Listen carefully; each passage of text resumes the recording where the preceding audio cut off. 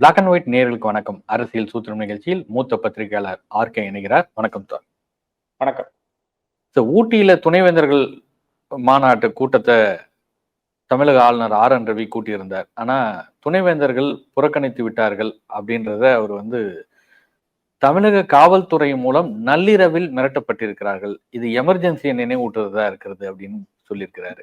அந்த அளவுக்கு ஒரு மோசமான ஒரு சூழல் இருக்குதா தமிழ்நாட்டுல? ஒரு எமர்ஜென்சி காலகட்டம் மாதிரி இருக்கா?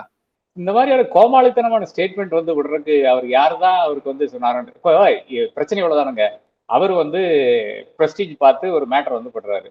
அந்த மேட்டர் இவங்க இங்க இருக்கிறவங்க எல்லாருமே சேர்ந்து வச்சு செஞ்சுட்டாங்க. இனி இப்ப என்ன பண்றது?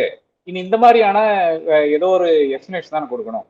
இப்ப நான் சொல்றேங்க, அதாவது மாநில அரசாங்கத்தில் சம்பளம் பெற்றுகின்ற எந்த ஒரு நபரானாலும் சரி, மாநில அரசாங்கத்துல ஒரு ஒப்பீனியன் கேட்பாங்க. அது குறிப்பாக பாத்தீங்கன்னா இப்போ முக்காவாசி பேருக்கு இப்போ செழியனை சந்திக்கிறக்கோ இல்லை என்றால் பேசுறதுக்கோ வாய்ப்பு இருக்காது. முதலமைச்சரை சந்திக்கிறக்கோ பேசுறதுக்கோ வாய்ப்பு இருக்காது. செக்ரட்டரியை கூட சந்திக்கிறதோ பேசுறதுக்கோ வாய்ப்பு இருக்காது. அப்படி இருக்கும்போது அவர் உயர்கல்வித்துறையில் இருக்கின்ற ஆளுகளை கூப்பிட்டு கேட்பாங்க, ஏப்பா மிச்சம் இருக்கிறவங்க எல்லாம் போறாங்களா, என்ன விஷயம் அப்படின்னு கேட்பாங்க. ஏன்னால் இந்த ஒரு எக்ஸ்ட்ராடனரி சர்க்கம்ஸ்டன்ஸ் இல்லையா? இப்ப சுப்ரீம் கோர்ட் கழுவி ஊத்துனதுக்கு பிறகு இருந்தால் என்ன பண்றாருன்னு பாத்தீங்கன்னா, திடீர்னு இன்னொரு கான்ஃபரன்ஸ் வச்சிடறாரு. அப்போ எவ்வளவுதான் யாரு என்ன சொன்னாலும் ஒரு பாஜக காரர், ஒரு RSS காரர் அவர்களுக்கு இருக்கின்ற அந்த பிரீஃப் இருக்கு இல்லையா, அதுலதான் பயணித்துக் கொண்டிருப்பார் என்பது மிக தெளிவாக தெரியும். சுப்ரீம் கோர்ட்ல அரசியல் சாசன சட்டம் கிடையாது. என்ன இருந்தாலும் அதையெல்லாம் கடந்து அவர்கள் தங்களுக்கு அலாட் பண்ண வேலையை மிக பகிரங்கமாக செய்து கொண்டிருப்பார்கள் என்பதற்கு மற்ற ஒரு சான்று தான். அதாவது பாஜகவுக்கு இந்த தீர்ப்பில் உடன்பாடு கிடையாது. நான் பார்த்து கொண்டிருந்தோம். ஷரியா கோர்ட் ஆஃப் இந்தியானெல்லாம் ஒரு சின்ஹா என்ற ஒரு சீரியல் ஒஃபெண்டர், அதாவது சுப்ரீம் கோர்ட் ஏதாச்சும் ஒரு தீர்ப்பு பாஜகவுக்கு எதிராக போய்விட்டால் உடனே அது முஸ்லீம் கோர்ட் என்று சித்தரிப்பது. அதே மாதிரி அந்த மேல இருக்கின்ற அந்த டோம் இருக்கு இல்லையா, டோம் இஸ்லாமிய டோம் என்றெல்லாம் பேசுவது வாடிக்கையான IT செல் கூலிகளினுடைய ஒரு விஷயமா இருக்கிறது.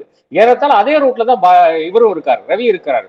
அவங்க பாஜக இருந்து பணம் பற்றி கொண்டு இந்த மாதிரி விஷயங்கள் செய்யறாரு. இந்த ரவி நம்மளுடைய பணத்துல உட்கார்ந்து கொண்டு இந்த வேலையை செய்து கொண்டிருக்கிறார். அப்ப ரவிக்கு வருகின்ற கோபம் என்பது நியாயமான ஒரு கோபமாக தான் நான் பார்க்கிறேன். ஏனென்றால் அவர் தன்னுடைய அந்த மிஷனில் ஃபெயில் ஆகிவிட்டார். அதாவது IPS ஆபீசர் தன்னுடைய வாழ்க்கையில் தொடர்ந்து ஃபெயில் ஆகி கொண்டிருந்த ஒரு மனிதர், தன்னுடைய வாழ்க்கை பணியே என்பது இந்த IPS பணி என்ற இந்த வடகிழக்கில் இருக்கின்ற அந்த தீவிரவாதிகளை கண்டறிந்து அவர்களோட உட்கார்ந்து ஒன்னும் எலிமினேட் பண்றது, இல்லைன்னா பேச்சுவார்த்தை நடக்குது. இதுதான் அவருடைய வாழ்க்கை பணி. அங்கிருந்து விரட்டி அடிக்கப்பட்டார். அங்கிருந்து வடகிழக்கில் இருந்து அங்க இருக்கிற மக்கள் இவர் இருந்தாருன்னா நிச்சயமாக நாங்க பேச்சுவார்த்தைக்கே வரமாட்டோம் என்று சொல்லி NSCM போன்ற நிறுவனங்கள் இவரை கம்ப்ளீட்டாக புறக்கணித்து, இவர் தன்னுடைய வாழ்க்கை பணியில் கம்ப்ளீட்டாக ஃபெயிலியரான ஒரு மனிதர். அந்த மனிதர் மறுபடியும் ஒரு ஃபெயிலியரை சந்திக்கும் போது நிச்சயமாக அவருக்கு நியாயமாக கோபம் வரத்தான் செய்யும் என்று நான் கருதுகிறேன். துணைவேந்தர்கள் நள்ளிரவுல கூட்டத்துக்கு போவாதீங்கன்னு மிரட்டி இருக்கிறாங்கன்றாரு. அப்படி ஒரு போலீஸ் சூழல் இருக்குதான்னு கேட்கிறேன். அதெல்லாம் முடியுங்களா? ஏங்க, சும்மா ஒருத்தர் துணைவேந்தர், நீங்களும் நானும் போய் துணைவேந்தர் ஆகிட முடியுமா? ஒரு பேக்ரவுண்ட் இல்லாத ஒரு நபர்ல துணைவேந்தர் ஆக முடியாதுங்க. தமிழ்நாட்டுல மட்டும் கிடையாது, எங்கேயுமே ஆக முடியாது, இந்தியாவில எங்கேயுமே ஆக முடியாது. அப்போ ஒரு பேக்ரவுண்ட் இருக்கின்ற நபர், அதே இடத்துல கனெக்ஷன் இருக்கின்ற நபர், அதே இடத்துல பல விஷயங்கள் பல ரீதியில் கண்டறிந்து அடி வாங்கி வந்த நபர்கள் தான். இதெல்லாம் கெரியர்னுடைய எண்டில் இருக்கிற நபர்கள் தான் துணைவேந்தர்கள்.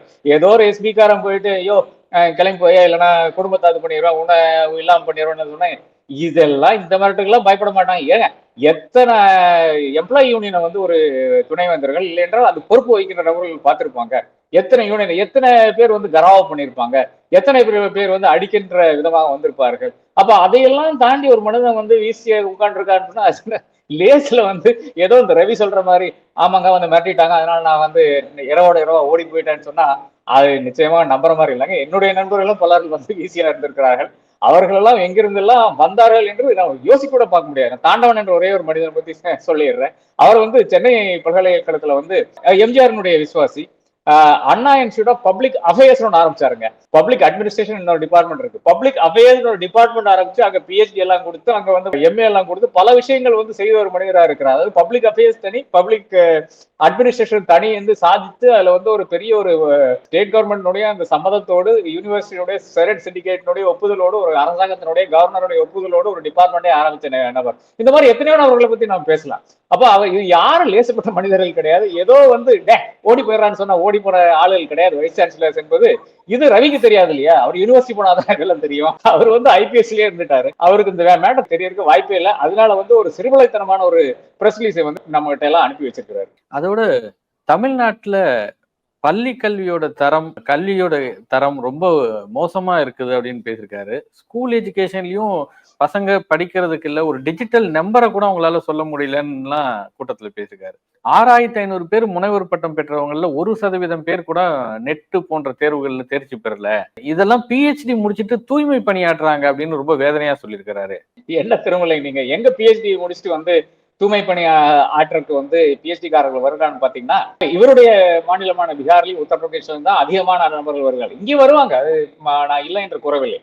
பட் அதிகமாக வருகிறது இவருடைய மாநிலத்திலிருந்து தான். இவர் அங்க என்ன செஞ்சு கிழிச்சாருன்னு கேட்கிறேன். இந்த வச்சிருக்கின்ற இந்த கிரிட்டிசம் எல்லாம் வேலிட் கிரிட்டிசமா என்று நாம் முதலில் பார்க்க வேண்டும். அதற்கு வந்து பள்ளிக்கல்வி அமைச்சர் அன்பிலும் சரி, அதே மாதிரி செழியனும் சரி, நிச்சயமாக பாடுபட்டு அது ஒரு ஆய்வுக்குழுவை ஏற்படுத்தி, இல்லை என்றால் வைஸ் சான்சலருடைய குழுவை வந்து ஏற்படுத்தி நிச்சயமாக அது கண்டறிய வேண்டும். டிஜிட்டல் லிட்டரசி இருக்கா இல்லையா, இல்லை இந்த மாதிரி லேர்னிங் என்பது வந்து இருக்கா இல்லையா என்ற அந்த விஷயங்கள் வந்து கண்டறிய வேண்டும். அது நிச்சயமாக ஒரு பாசிட்டிவ் சஜஷனாவே நம்ம எடுத்துக்கலாம், அதுவும் தவறில்லை. தேர்தல் வருகின்ற வருடம் நிச்சயமாக இதெல்லாம் வந்து திமுகவுக்கும் திமுக அரசுக்கும் வந்து பாசிட்டிவான ஒரு விஷயம் தானே இது. இதுல ஏதாவது கண்டறிந்து நீங்க ஏதாச்சும் இதுல வந்து ஒரு ரெக்டிஃபை பண்ணீங்கன்னா நிச்சயமாக அது மக்கள் வரவேற்பார்கள், இல்ல இளைஞர்கள் வரவேற்பார்கள். நிச்சயமாக அது வந்து செய்ய வேண்டிய விஷயமா தான் என்று கருதுகிறேன்.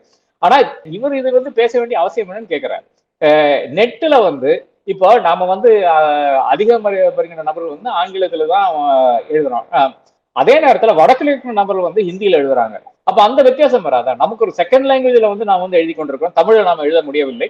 அதனால வந்து ஆங்கிலத்தில் எழுதி கொண்டிருக்கிறோம். ஆங்கிலத்தில் எழுதினால் அதுல வந்து பல பிரச்சனைகள் வரும் இல்லையா? நமக்கு அந்த அளவுக்கு லாங்குவேஜினுடைய அந்த இது கிடையாது, ஹோல்டு கிடையாது. அந்த பிரச்சனைகள் தான் தாராளமாக இருக்கிறது. அப்ப நிச்சயமாக நம்மளுடைய ஃபர்ஸ்ட் லாங்குவேஜ் எழுதுனா தாராளமாக இதை விட தேர்ச்சி வரும் என்று நான் கருதுகிறேன். நெட்ல அதுதான் பிரச்சனையா? அது உண்மையான தகவலா என்று ஃபர்ஸ்ட் கண்டறிய வேணும். அதாவது நெட்ல வந்து யாருமே வரதில்லை என்ற விஷயம் வந்து, இல்லை என்றால் 1% தான் வருகிறார் என்ற விஷயம் வந்து நிச்சயமா கண்டறிய வேண்டிய விஷயமா தான் இருக்கிறது.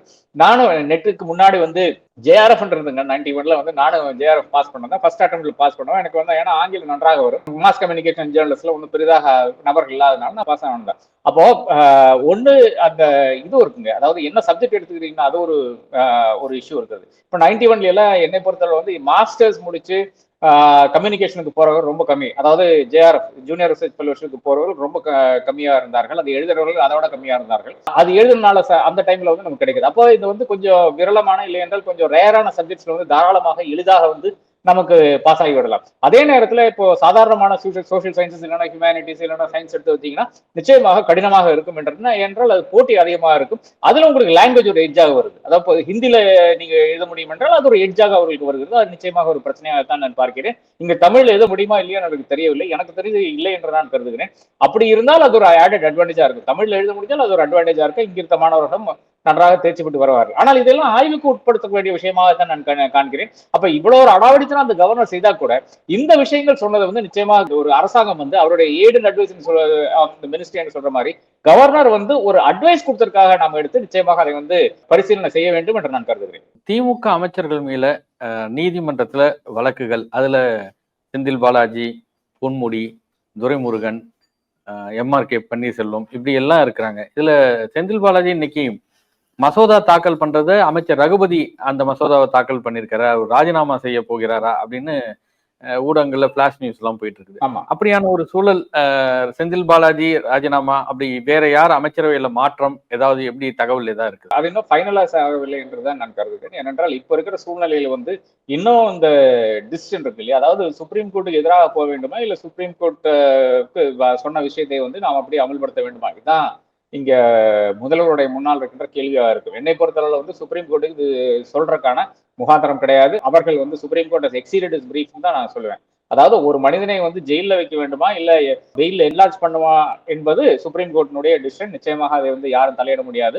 எந்த கோர்ட் வேணாலும் அந்த முடிவை கொடுக்கலாம். அந்த முடிவை வந்து இப்ப செந்தில் பாலாஜியினுடைய வழக்கில் வந்து அதீதமாக ஜெயில வச்சிருக்காங்க என்ற அந்த கருத்தின் அடிப்படையில் வந்து அவர்கள் வந்து விடுவிக்கிறார்கள். அதை தாண்டி இருக்கின்ற விஷயம் இருக்கு இல்லையா, அவர் அமைச்சரா தொடரலாமா வேண்டாமா கூடாது என்பதெல்லாம் அது வந்து சுப்ரீம் கோர்ட்டுக்கு அது எப்படி சரியான விஷயமா இருக்கு. அப்ப இதுதான் மு க ஸ்டாலின் முன்னாடி இருக்கின்ற பெரிய கேள்வியா இருக்கிறது. அதாவது சுப்ரீம் கோர்ட்டுக்கு எதிராக செயல்பட வேண்டுமா, அதாவது இப்போ 2 ஜட்ஜ் சொல்லியிருக்காங்க இது நிச்சயமாக அரசியல் சாசன சட்ட பிரகாரம் தவறு, அப்படி இருந்தால் கூட சுப்ரீம் கோர்ட்டுக்கு இந்த ஒரு அவர் சொல்லியிருக்கிறார் அதனால பணிந்து போலாமா, இல்லை சுப்ரீம் கோர்ட்டுக்கு எதிராக நிற்க வேண்டுமா, இதுதான் கேள்வியா இருக்கிறது. அந்த கேள்விக்கு மு.க. ஸ்டாலின் தான் பதில் சொல்ல வேண்டும். இன்னும் அந்த கருத்தில் வந்து என்னை பொறுத்தளவுல ஒரு பாயிண்ட் ஆஃப் வியூ இருக்கிறது என்று எனக்கு தெரியவில்லை. ஒருவேளை நாளைக்கு அந்த ஒரு கூட்டம் இருக்குது இல்லையா, அந்த அட்வொகேட்ஸ் சொல்றாங்களோ, அந்த சீனியர் அட்வொகேட்ஸ் முகுல் ரோஹத்கி போன்றவர்கள் வருகிறார்கள். அவர்தான் இந்த பெரிய ஒரு விஷயத்தை வந்து வாங்கி கொடுத்தார் தமிழ்நாடுக்காக. இந்த கவர்னருக்கு எதிரான தீர்ப்பை வந்து அவர் தான் கொண்டு வந்தார். வில்சன் எல்லாம் இருக்கிறார்கள். அவர்கள்லாம் உட்கார்ந்து பேசக்கூடிய ஒரு சூழ்நிலை இருக்குது என்று நான் கருதுகிறேன். அப்ப அதன் பிறகுதான் நமக்கு ஒரு கிளியர் டிசிஷன் வரும் என்று நான் நினைக்கிறேன். அதிமுக மாவட்ட செயலாளர் கூட்டம் நடந்திருக்குது. இந்த கூட்டத்துல அதிமுக பாஜக கூட்டணி அமைந்திருக்கிறது. மேலும் பல கூட்டணிகள் வரும், ஒரு மெகா கூட்டணி அமையும் அப்படின்றத எடப்பாடி பழனிசாமி கூட்டத்துல சொல்லியிருக்கிறதா சொல்றாங்க. அப்படி வேற எந்தெந்த கட்சிகள் அதிமுக பாஜக கூட்டணிக்குள்ள போறதுக்கான ஒரு முகாந்திரம் இருக்கிறதா கருதுறீங்க சார்? இதுல பிரச்சனை என்ன வருதுன்னு பாத்தீங்கன்னா, எடப்பாடி பழனிசாமியினுடைய விருப்பு வெறுப்புகள் தான். இப்ப வந்து அவர் வந்து அண்ணாமலையை வந்து ஏறத்தாழ டெஸ்ட்ராய் பண்ணிட்டார். அதாவது அண்ணாமலையை கூட்டி கொண்டு வந்து அந்த மேடையில் உட்கார வைத்து அதிமுகவினுடைய பாஜகவினுடைய அந்த அலையன்ஸ் ஃபார்ம் ஆகிறது, அதன் பிறகு வந்து அண்ணாமலையை பேச வைக்கிறது, இந்த மாதிரி விஷயங்கள் எல்லாம் எடுத்து பாத்தீங்கன்னா, அதாவது ஒரு பிரஸ் வந்து மயக்கப்படுவாங்க, பேசக்கூடிய ஒரு வாய்ப்பு தான் அவருக்கு இருக்கிறது, வேற வழி கிடையாது என்ற நிலை இருக்குது இல்லையா. இதெல்லாம் ஏறதால் அந்த மனிதனை வந்து டெஸ்ட்ராய் பண்ணிட்டாரு. என்னென்ன பேசினார் அண்ணாமலை இவருக்கு எதிராக, இபிஎஸ் எதிராக. அப்போ ஏறத்தாழ ஒரு அண்ணாமலையினுடைய கேரக்டர் தான் இப்ப எடப்பாடி கிட்டையும் நாம் பார்த்து கொண்டிருக்கிறோம். அதாவது நோ காம்ப்ரமைஸ் என்ற அந்த இடத்திலிருந்து பார்க்கும்போது நிச்சயமாக இந்த மாதிரி ஒரு நபரா என்ற அந்த ஒரு ஐயம் வந்து பலருக்கும் வந்தவண்ணம் இருக்கிறது. ஓபிஎஸ் டெஸ்ட்ராய் பண்ணிட்டாரு. இப்போ டிடிவி வந்து இவருடைய சொல்லுக்குத்தான் இருக்க முடியும் என்று இருக்கிறது. அதே மாதிரி சசிகலா ஏறத்தால் அவருடைய பொலிட்டிக்கல் ஃபியூச்சரை முடித்த மாதிரி தான் இருக்கிறது. அதுதான் இந்த அலையன்ஸினுடைய பொருளாக இருக்கிறது. இனி அடுத்தது இதை நம்பி யார் வருவாங்கன்றது இருக்கு இல்லையா. ஏறத்தாழ பாமகவையும் இந்த கூட்டணியில் வேண்டாம் என்று ஒரு கருத்தின் அடிப்படையில் தான் இது மட்டும் எல்லாம் பயணித்துக் கொண்டிருக்கிறதாக நான் அறிகிறேன். அப்ப இதுதான் பேஸா இருக்குதுங்க. அப்ப இந்த பேஸ்ல இருந்து நம்ம வந்து அடுத்ததா எங்க போக முடியும், ஏன் வருவான்ற கேள்வி இருக்கு இல்லையா. யாராச்சும் விட்டு வருவாங்களா? இப்போ இந்த சிச்சுவேஷன்ல வந்து யாராச்சும் விட்டு வருவாங்களா? இப்போ விடுதலை சிறுத்தைகள் எடுத்துங்களேன். இப்ப பாமக இந்த பக்கம் கிடையாது என்ற ஒரு நிலை வந்துருச்சுன்னா, விடுதலை சிறுத்தைகள் வந்து அங்கிருந்து விட்டு வரக்கூடிய ஒரு சூழல் வந்து எதிர்பார்க்கலாம், நம்ம நிச்சயமாக எதிர்பார்க்கலாம். ஆனால் அது பாஜக கூட இருக்கின்ற ஒரு நிலையில் வந்து நிச்சயமாக அவர்கள் வருவார்களா என்ற அந்த கேள்வி இருக்குது. என்னை பொறுத்தளவில் வரமாட்டார்கள். அப்படி இருந்தால் கூட அவர்கள் பயப்படுவார்கள் இல்லையா. இன்னைக்கு வந்து எடப்பாடி வந்து நாளைக்கு நம்மளை முடிச்சிருவாருப்பா என்ற அந்த இடத்துல இருந்து அவர்கள் யோசிக்கும் போது நிச்சயமாக அதுக்கான தயாரெடுப்போடு அவர்கள் இருப்பார்கள். நிச்சயமாக திமுக கூட தான் இருப்பார்கள் என்று நான் நினைக்கிறேன். அப்ப இப்படி ஒரு சூழ்நிலையில வந்து நிச்சயமாக யாரும் எடப்பாடி கூட கைகோர்க்க வேண்டும் என்று நினைக்க மாட்டார்கள் என்றதுதான் என்னுடைய ஒரு அசஸ்மெண்டா இருக்கு. நன்றி சார். மற்றொரு நேர்காணல சந்திப்போம். நன்றி.